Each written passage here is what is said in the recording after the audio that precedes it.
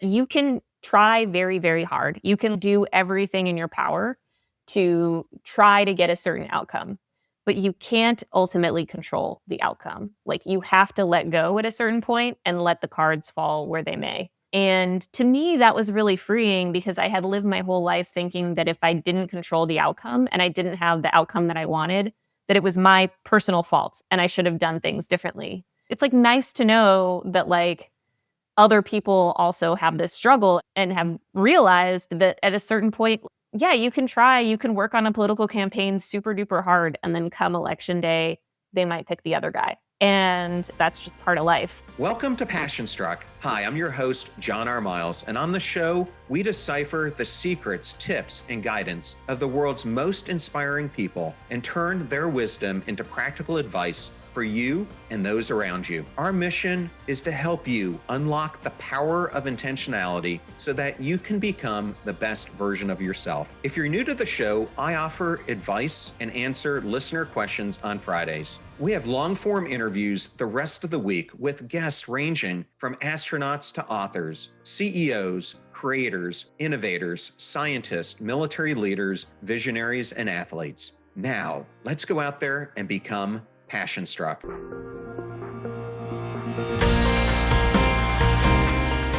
I am so excited today to welcome Olga Khazan on Passion Struck. Welcome, Olga. How are you today? I'm good. How are you? I am so excited to interview you about your brand new book, Me But Better, The Science and Promise of Personality Change. And change is what we're all about here on Passion Strucks. I like to start these episodes out oftentimes with questions about you before the book was published. So I thought I'd start out by asking you, was there a defining moment or something that led you to realize that something had to change within inside of you? It's the moment that I describe in the beginning of the book, which is I had this day of a series of minor frustrations. I got a really bad haircut and I went to go get my photo taken, and the photos looked really bad. And then I got stuck in traffic and like made a wrong turn, and it led me to get even further stuck in traffic. And then I had this thing, when you go grocery shopping and the cart is out of range and so it locks up. For some reason, it locked my cart when I was still like 50 feet from my car. So I had to drag this shopping cart across the parking lot with its locked wheels. I'm just like sweating this whole time because it's in Miami. All while this is happening, my boss is slacking me questions about a story that's going through edits. And I just lose it. I get back to the Airbnb where we're staying and I just start crying and like chugging wine and saying, I hate everyone and everything.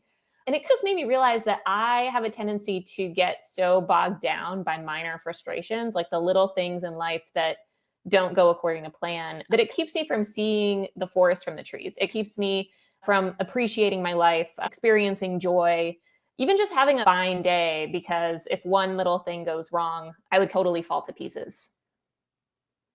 Yeah. Well, you describe yourself as a quote unquote pressure addict. Can you take us a little bit into what a typical day in your life looked like before you ran this experiment?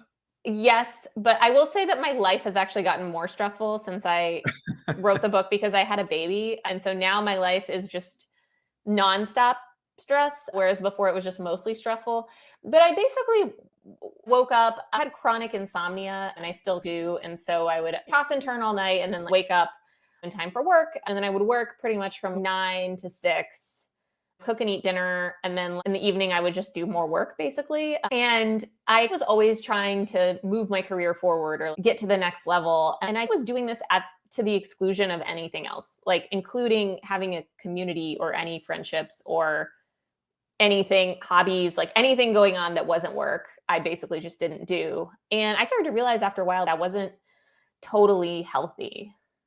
A lot of what I talk about on this show is our fundamental need to matter and how so many people around the world now are experiencing the opposite of that. And I think a lot of it has to do when we lose our connections to those communities that you were just talking about. Why do you think they're so important? I think it just helps you feel seen and feel like a person in the world. One of the people that I talked to for my book Jillian Sandstrom, she studies the power of weak ties. So these are people who are not actually your best friends. They're people who you kind of chit chat with or make small talk with throughout the day. And even though you might not think there's much to that, like you might not think there's much to saying hi to your Starbucks person or your mail guy or whatever, those little small moments and connections really do matter. We're not really evolved to be like these individuals staring at screens all day and not talking to anyone. Like we are evolved to live in community to some extent. And it's important to feel woven into the social fabric to at least a little bit.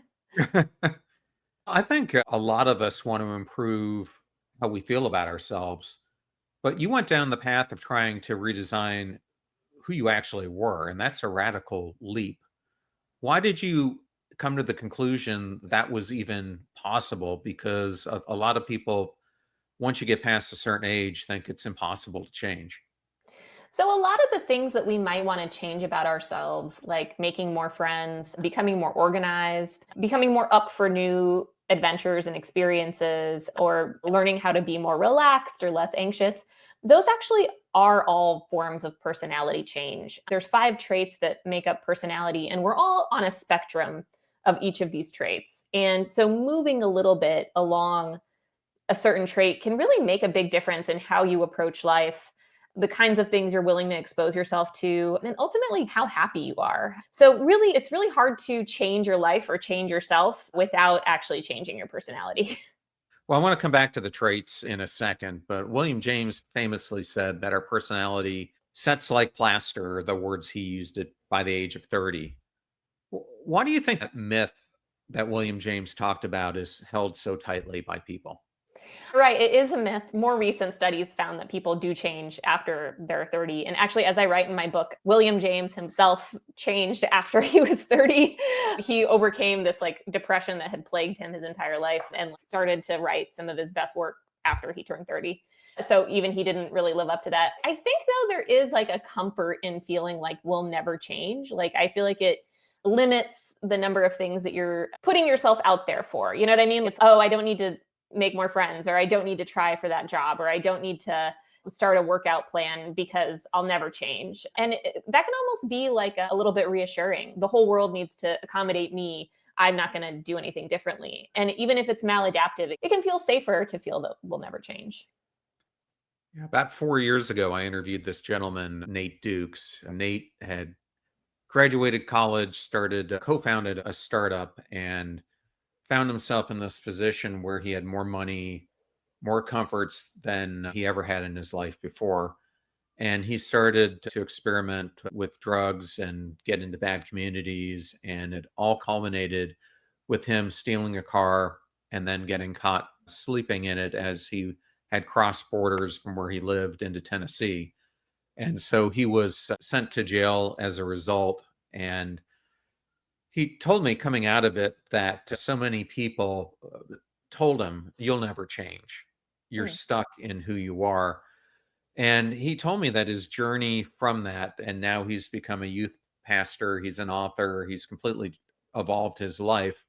But he said that what he realized is that the beauty of finding yourself at the deepest low point that you can think of is you get to build your life back brick by brick.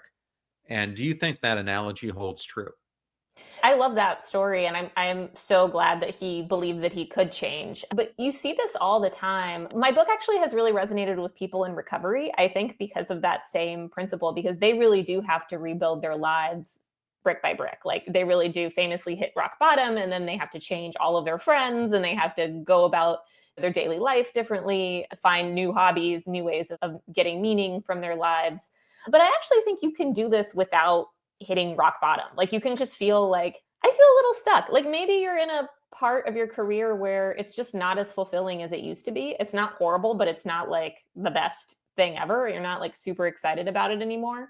And what would really help you get to the next level is becoming a better public speaker or a better manager or more of a people person. That's an increase in the trait of extroversion that doesn't really have to be that extreme in order for it to make a pretty big difference and allow you to get to a different type of job or a different type of career. So while it can be helpful to hit rock bottom and have this come to Jesus moment, you can also just look at your life and think, what do I really want that I'm holding myself back from?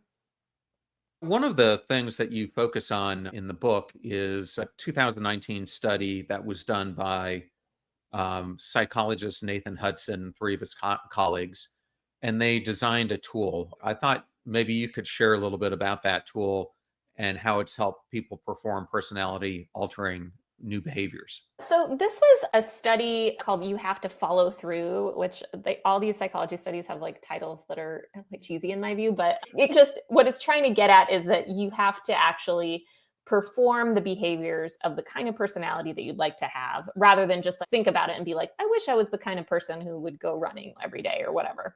And so what he would do is he asked his study participants to select various traits that they wanted to change. So a lot of them wanted to change on extroversion. They wanted to become more extroverted.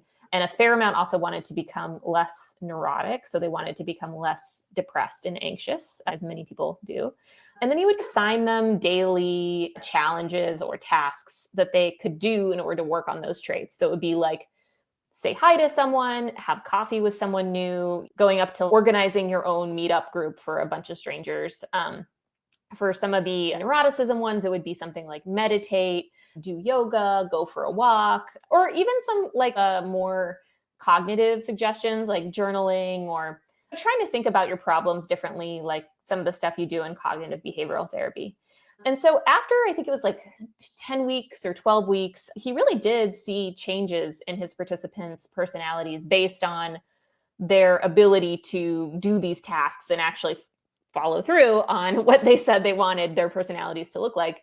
So that kind of gives us the idea that this can work in the real world, and people who want to change their personalities in a certain direction can actually do that. Now, the caveat is that his study, though anyone can read it, it's on his website, nathanhudson.com.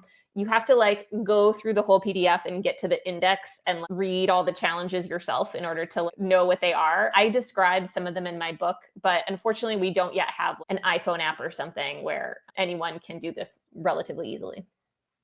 I wanted to talk a little bit more about this introvert extrovert difference because, like you, I'm an introvert. And I remember for the longest time, as I got into the military first and then my professional career, I would often wonder what's wrong with me because I was so different from many of my peers who were socially engaging and full of life. And I was more introspective and wanted to do research more than converse in these long meetings. And I learned how to be an extrovert, but I found it extremely tiring. Did you ever experience that yourself? So I did. I have the same thing. I still identify as an introvert. I think I need a little bit more extroversion in my life than I initially thought. But yeah, after a 2.5 hour improv class, I was ready to go home and like collapse in bed and not be talking anymore. There's one psychologist who I interviewed, Brian Little, who has this concept called free traits, which is essentially that we can all try on a personality trait for a certain period of time or for a certain purpose that's important to us. For him, like you, it was extroversion. Like he's a very introverted college professor, but when he talks to his students, he wants to be really engaging and animated. And so he will put on a extroversion cloak and be like, I'm extroverted and give a really compelling presentation. And it works. Like he really feels like an extrovert during that time. Now, afterward, he feels really tired and he has to revert back to what he calls a restorative niche, which just means letting yourself introvert out for a little while because you did it, you put yourself out there, you use those extroversion skills, but then let yourself restore, let yourself read or be by yourself or do whatever it is you need to do to feel replenished. Because none of us are going to change so much that you want to be extroverted all the time. I remember when my kids were growing up, they're now, both of them are either in college or out of college. But I remember when I was in your stage of life, I would come home from work and having pretended to be an extrovert all day, I would just be emotionally exhausted.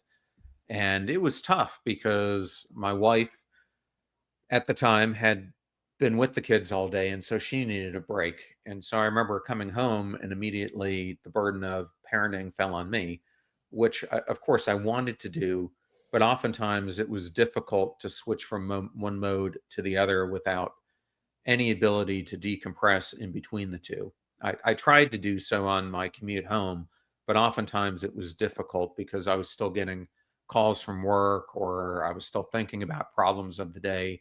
What do you suggest for people who are facing that same type of dilemma? So I definitely have the same problem where like I wake up, you're woken up from a dead sleep by someone demanding that you be extroverted. Then you're extroverted all day as a journalist, and then you are extroverted all night because you have a toddler. And then it's like, yeah.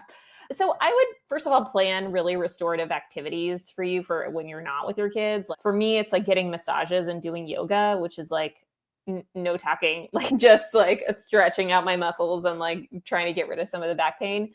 So for me, that's really restorative. I would also maybe build in more restorative moments throughout the day. It sounds like with a job like that, not everyone can like craft it perfectly this way, but maybe some periods of deep work or a long walk where you're maybe still thinking about work or thinking through something, but you're not in a Zoom all day.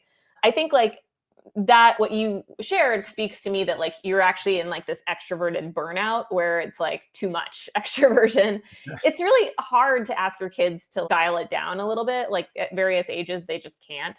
Sometimes my husband and I, what we'll do if we're like feeling like we can't like sing Baby Beluga one more time, we'll just go for a walk with him, go for a long walk in nature in the stroller. And that way, like he's looking around, he's having fun, we're walking, no one has to be on.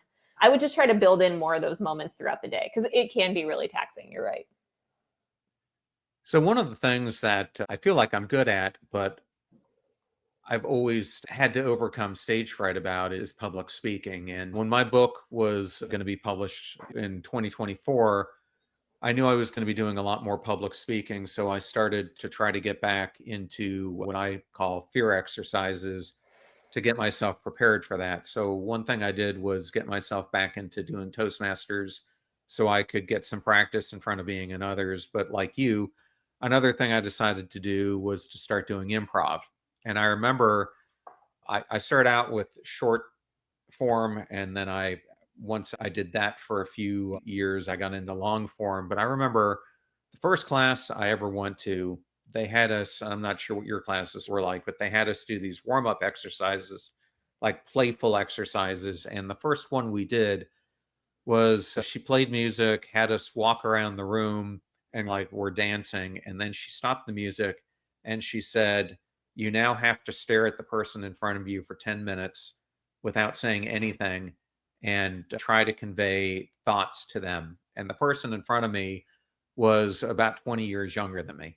And I'll tell you, that was one of the most uncomfortable 10 minutes of my life. It felt like 10 years.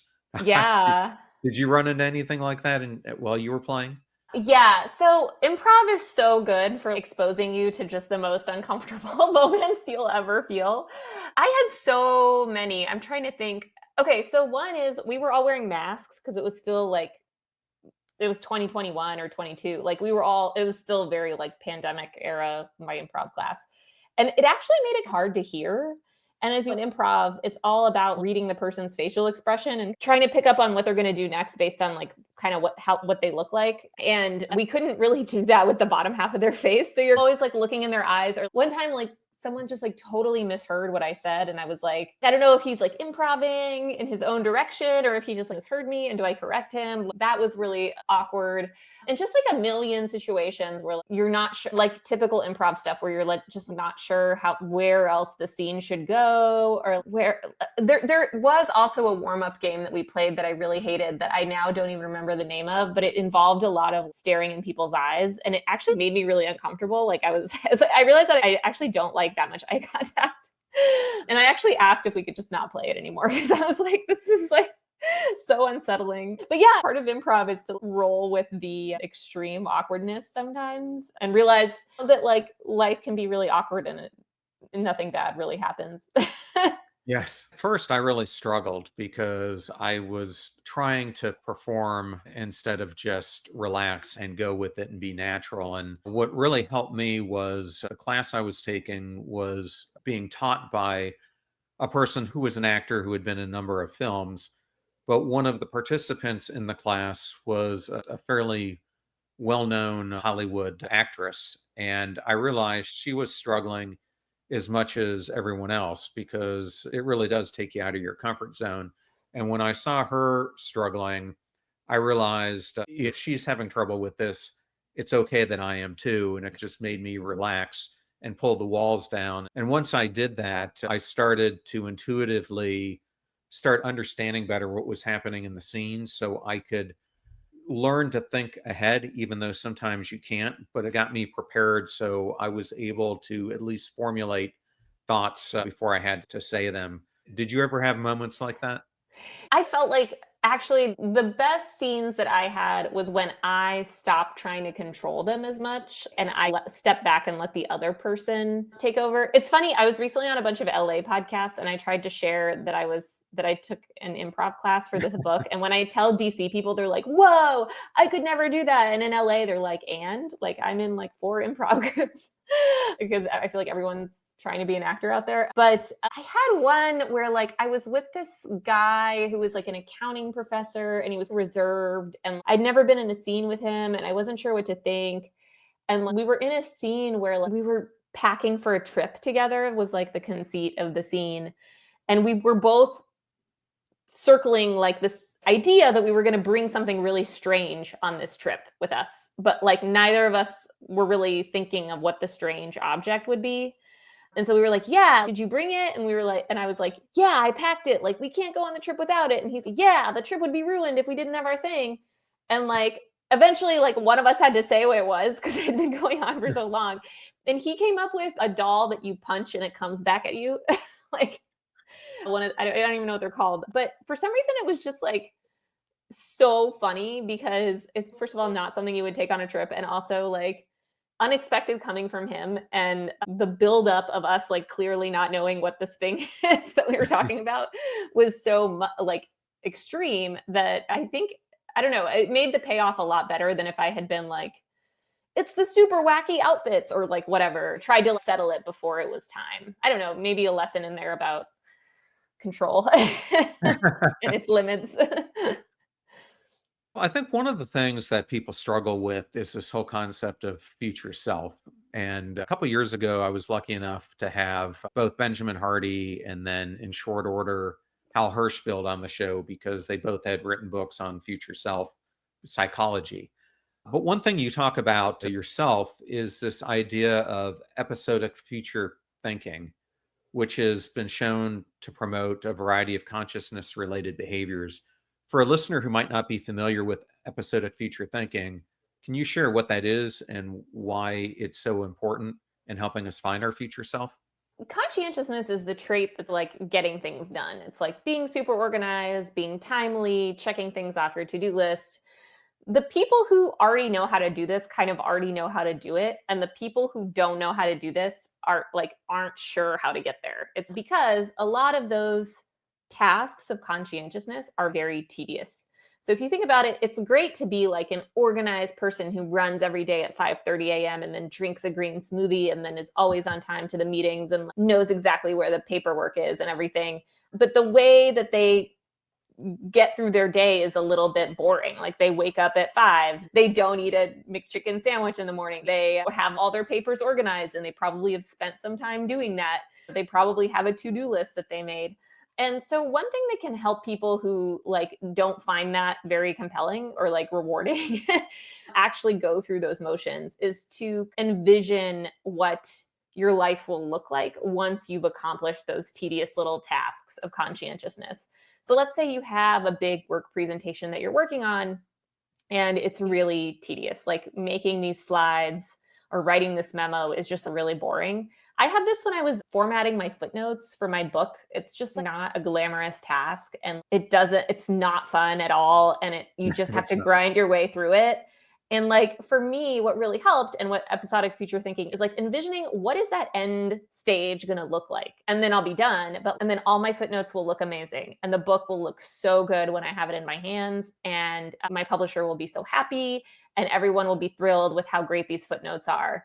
And I won't get any mean little Goodreads reviews about how the footnotes don't all line up or something like that. And it can work various ways. It can be something that's like avoiding a negative or promoting a positive. But it's like this big illustration of your end goal that you're connecting all of these little tedious tasks to in order to grit your way through them, essentially, because that's what a lot of it is. Like a lot of really fun and awesome things require a lot of intermediary steps that are not fun or awesome, if that makes sense. It does make sense.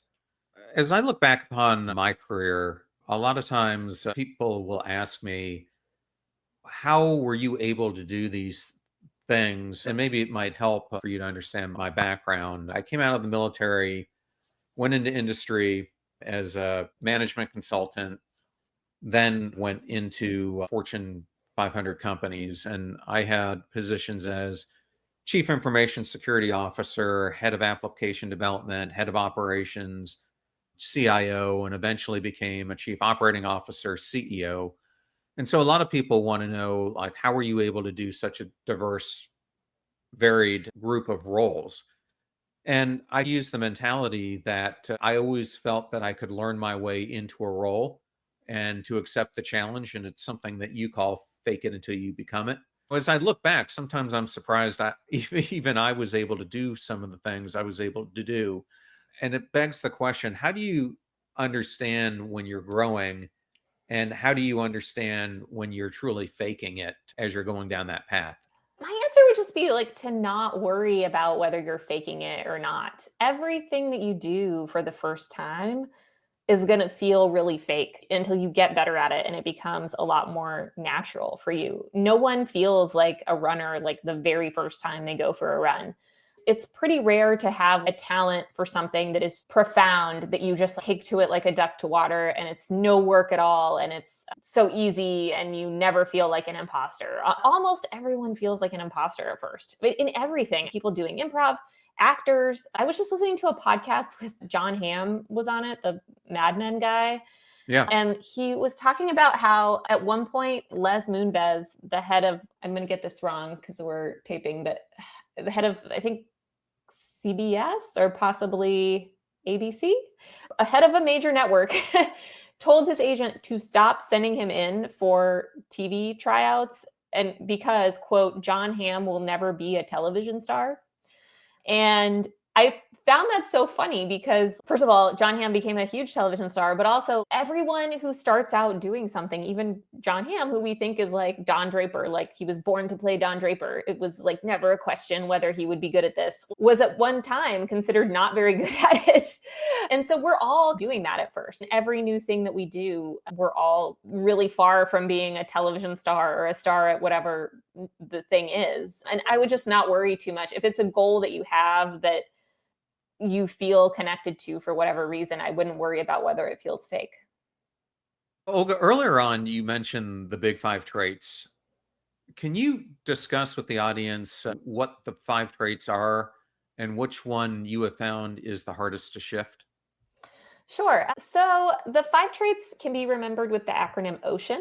So it's openness to experiences, which is like creativity and imagination and being the kind of person who says yes to everything. Conscientiousness, which is, like I said, it's getting things done, being on time, being really motivated. E for extroversion, which is both how much you enjoy being around people and just how active you are and how much you get out and about. A for agreeableness, which doesn't mean agreeing with other people so much as having a lot of warmth and empathy for other people. So it's these people tend to have really good friendships and relationships with their loved ones. And then N for neuroticism, which is depression and anxiety. And the opposite of neuroticism is emotional stability, which is are the people who can let everything roll off their backs, don't sweat the small stuff type thing. For me, neuroticism was the hardest to change. I was extremely high on neuroticism when I started out. I was in the 94th percentile. And It is one of those where, so some of these traits, like just by going through the motions, you can change on the trait. So like if you make a to-do list in a Google Calendar and set your clock 5 minutes ahead or whatever, you can pretty much become conscientious. But for something like neuroticism, it's really something that has to come from the inside. Like you have to kind of want to change and like do a lot of thinking and like reframing your thoughts and thinking about situations differently. And I actually ended up meditating a lot. I meditated for 45 minutes a day as part of this class that I took.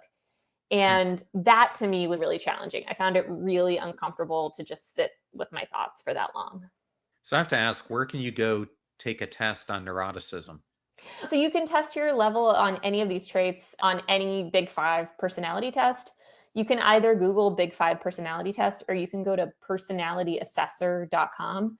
That's Nate Hudson's website, and he has a ton of free personality tests that are scientifically backed on that site. And I would just take any of the ones that are like Big Five or say Big Five on them.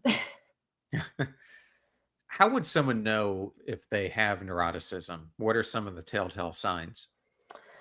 Do you often feel annoyed? Do you feel like it's hard to get through the day? Have trouble finding joy in kind of day-to-day life? Feel down a lot? Have trouble sleeping either due to feeling down or agitated? For me, it was a lot of worry. So for me, it was the anxiety component, and I was just like really worried all the time.